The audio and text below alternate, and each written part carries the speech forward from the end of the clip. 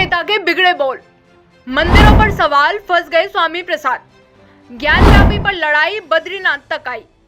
मायावती ने स्वामी प्रसाद को तस्वीर दिखाई, बोली एक अनमोल है जो कोई बोले जान, ये तराजू तौल के तब मुख बाहर आन। कबीर जी का ये दोहा किसने नहीं सुना, लेकिन अक्सर व्यक्ति सुनता तो सब है, उसे अपने जीवन में उतार नहीं पाता। ऐसा ही कुछ हुआ समाजवादी पार्टी के नेता स्वामी प्रसाद मौर्य के साथ। स्वामी प्रसाद मौर्य ने एक ऐसा बयान दे दिया जिस पर उनकी खूब किरकिरी हुई। समाजवादी पार्टी के नेता स्वामी प्रसाद मौर्य हिंदू मंदिरों को लेकर दिए गए बयान पर बुरे फंस गए। उनके दिए गए बयान की हर कोई कड़ी आलोचना कर रहा है। स्वामी प्रसाद मौर्य ने हिंदू मंदिरों को लेकर बयान देते हुए कहा, बद्रीनाथ सहित अनेकों मंदिर बौद्ध मठों को तोड़कर बनाए गए हैं। आधुनिक सर्वे अकेले ज्ञानव्यापी का नहीं बल्कि अन्य प्रमुख मंदिरों का भी होना चाहिए। सपा नेता के इस बयान के बाद विपक्षी दल स्वामी प्रसाद मौर्य पर हमलावर हो गए। बसपा सुप्रीमो मायावती ने भी स्वामी प्रसाद मौर्य के बयान की कड़ी आलोचना की। मायावती ने ट्वीट करते हुए कहा कि समाजवादी पार्टी के नेता स्वामी प्रसाद मौर्य का ताजा बयान है कि बद्रीनाथ सहित अनेकों मंदिर बौद्ध मठों को तोड़कर बनाए गए हैं तथा आधुनिक सर्वे अकेले ज्ञानव्यापी का नहीं बल्कि अन्य प्रमुख मंदिरों का भी होना चाहिए। नए विवादों को जन्म देने वाला ये विशुद्ध राजनीतिक बयान।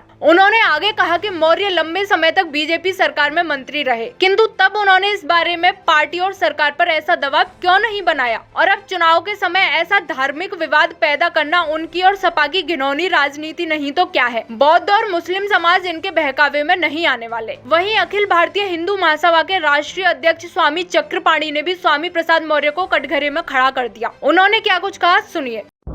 स्वामी प्रसाद मौर्य पूर्व उत्तर प्रदेश के मंत्री द्वारा बद्रीनाथ धाम पे जिस प्रकार से आपत्तिजनक टिप्पणी की जा रही है, बार बार कभी सनातन धर्म पे, कभी रामचरितमानस पे, अब बद्रीनाथ धाम पे टिप्पणी की गई है, ये अत्यंत निंदनीय है।